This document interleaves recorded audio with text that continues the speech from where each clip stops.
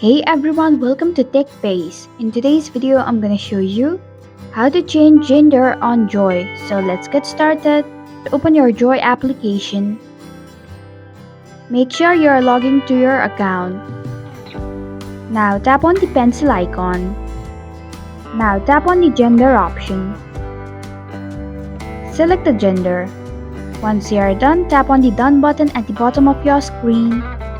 And if you are sure, tap on the OK button. And this is how you can change gender on JOI. Thanks for watching TechBase. If you like this video, hit the like button and drop a comment with any questions or feedback. If you are new, subscribe and click the bell icon to stay updated on our future videos.